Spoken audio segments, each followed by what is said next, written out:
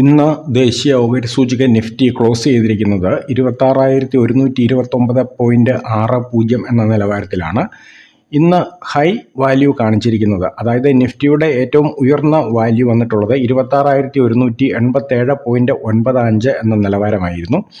നമ്മൾ കഴിഞ്ഞ ദിവസത്തെ ഡാറ്റ അനാലിസിസിൽ കാണാൻ സാധിച്ച കാര്യം, നിഫ്റ്റിയുടെ ഹൈ, അതായത് ഒരു റെസിസ്റ്റൻസ് വാല്യൂ ഇന്നത്തെ ട്രേഡിൽ വരാൻ സാധ്യതയുള്ളത് 26,182 എന്നാണ് നമ്മൾ കണ്ടെത്തിയിരുന്നത്. ഇന്നത്തെ ഹൈ വന്നിട്ടുള്ളത് 26,187.95 ആണ്.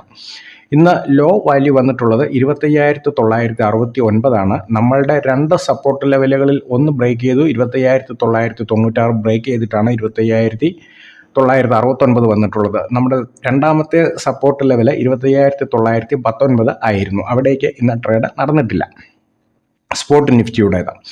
ഇക്കാരണത്താൽ ഇന്നത്തെ ക്ലോസിംഗ് വാല്യൂവിനെ അടിസ്ഥാനപ്പെടുത്തി 26,129.60 എന്ന നിലവാരത്തിൽ നിന്ന് നിഫ്റ്റിയുടെ വരുന്ന സെഷനുകളിലെ ട്രേഡിംഗ് റെസിസ്റ്റൻസ് ലെവൽസ് 26,182 തന്നെയാണ് first resistance level. Second resistance level 26,321 ആണ്. ഇവിടെ നമുക്ക് നിഫ്റ്റിയിൽ ഒരു അപ് ട്രെൻഡ് തന്നെയാണ് രൂപപ്പെട്ടിരിക്കുന്നത് എന്ന് നമുക്ക് എല്ലാവർക്കും മനസ്സിലാക്കുവാൻ കഴിയും. ആഭ്യന്തര നിക്ഷേപക സ്ഥാപനങ്ങൾ വിപണിയിലേക്ക് കടന്നു വരുന്നതിൻ്റെ ഒരു സൂചനയായിട്ട് വേണം ഇന്നത്തെ ഒരു ട്രേഡിംഗ് സെഷൻ നമുക്ക് പരിഗണിക്കേണ്ടത്. കാരണം നിഫ്റ്റിയുടെ റെസിസ്റ്റൻസ് ലെവൽസ് രണ്ടെണ്ണം മാത്രമാണ് നിലവിലുള്ളത്, 26,182 26,321. അതേസമയം സപ്പോർട്ട് ലെവൽസ് ശക്തിപ്പെടുകയാണ് ചെയ്തിട്ടുള്ളത്. 3 സപ്പോർട്ട് ലെവൽസാണ് നിലവിൽ രൂപപ്പെട്ടിരിക്കുന്നത്: 26,073, 25,996, 25,919.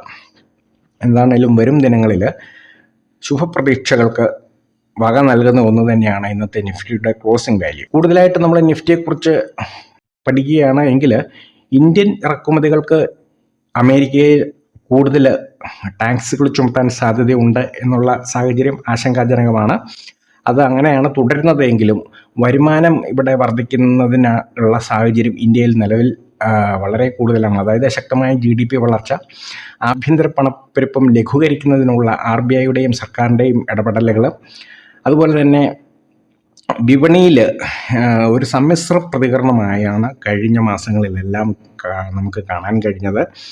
പക്ഷേ അത് RBIയുടെയും ഗവൺമെൻറ്റിൻ്റെയും സംയോജിതമായ ഇടപെടൽ മൂലം വിപണി കുറച്ചുകൂടെ വാങ്ങൽ നയമാണ് ആഭ്യന്തര നിക്ഷേപക സ്ഥാപനങ്ങൾ ഇപ്പോൾ സ്വീകരിച്ചിട്ടുള്ളത്. എന്താണെങ്കിലും പുതുവർഷത്തിലെ നിഫ്റ്റിക്ക് പുതിയ ചില ഹൈ വാല്യൂസ് ഉണ്ടാകാനുള്ള സാധ്യതകളാണ് വളരെ കൂടുതൽ. എന്താണെങ്കിലും നമുക്ക് എല്ലാവർക്കും 2026 നിഫ്റ്റിയുടെ മൂവ്മെൻറ്റ്സ് പരിശോധിക്കാം, ശ്രദ്ധിക്കാം, ജാഗ്രതയോടുകൂടി നല്ലൊരു നിക്ഷേപത്തിന് തയ്യാറെടുക്കാം. എല്ലാവർക്കും പുതുവത്സരാശംസകൾ നേർന്നുകൊണ്ട് നിർത്തുന്നു. വീണ്ടും മറ്റൊരു വീഡിയോയുമായി കണ്ടുമുട്ടാം. Good bye.